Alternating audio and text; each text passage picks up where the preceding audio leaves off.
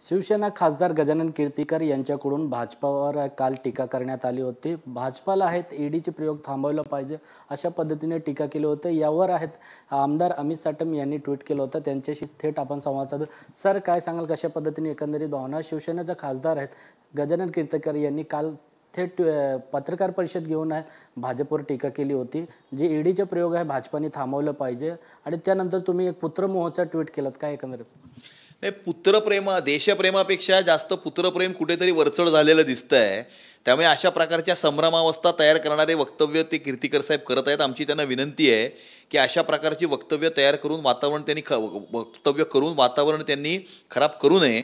आणि त्यामुळे आणि जोपर्यंत अमोल कीर्तिकरांच्या ईडीच्या समनचा विषय आहे, त्यांच्या अकाउंटमध्ये 95 लाख रुपये व्हाईटमध्ये खिचडीचं कंत्राट घेणाऱ्या कंपनीकडून आलेले आहेत। त्याच्यावरती त्यांना ईडीचं समन्स दिलं गेलेलं आहे। त्याचं त्यांनी स्पष्टीकरण द्यावं, त्याचं उत्तर द्यावं। कर नाही त्याला डर कशाला? आणि त्यामुळे त्यांनी त्याचं उत्तर द्यावं। त्यांना जर असं वाटत असेल की ईडी चुकीच्या कारवाया करताय, तर ह्या ठिकाणी न्यायव्यवस्था आहे, या ठिकाणी आपलं न्यायालय आहे, तिकडे त्यांनी अपील करावा। उगाच दोन्ही विषय मिक्स करण्याची आवश्यकता नाही असं माझं म्हणणं आहे। त्यांचे एक आरोप अजून आहे की सर्व लोक बिझनेस करतात, मुलांनी सुद्धा बिझनेस केलाय, त्यामध्ये सर्वांना प्रॉफिट मिळतात, कोणाला लॉस होतात, त्यामध्ये प्रॉफिट आला आणि त्यामुळे ईडीची चौकशी याकडे कशा? त्याच्यामध्ये माझं असं म्हणणं आहे की force one multi services private limited नावाच्या कंपनीमध्ये अमोल कीर्तिकर पगारावरती 75,000 रुपये महिना एप्रिल 2019 मध्ये लागले। पगार त्यांनी 1 वर्ष घेतलाच नाही।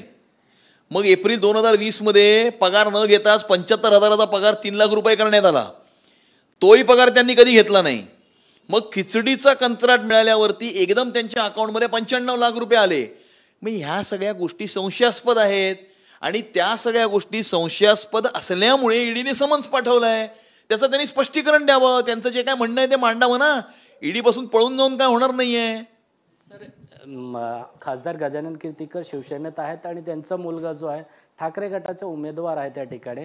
मात्र आता या आरोपावर आहेत भाजपवर टीका कुठे न करतात, पुत्रमोह तुम्ही करता, एकंदरीत हा जो त्यांचा रोल आहे ते कुठे ना कुठे संभ्रमात आहेत, कशा पद्धतीने याकडे पाहता? मी मगाशी जसं म्हटलं की मोहामध्ये हे अशा प्रकारची वक्तव्य ते करत आहेत।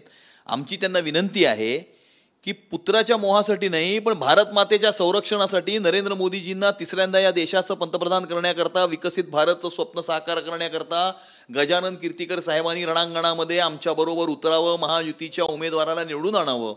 आणि या ठिकाणी महायुतीचा उमेदवार हा 2 लाखपेक्षा जास्त मताधिक्याने निवडून येणारच आहे।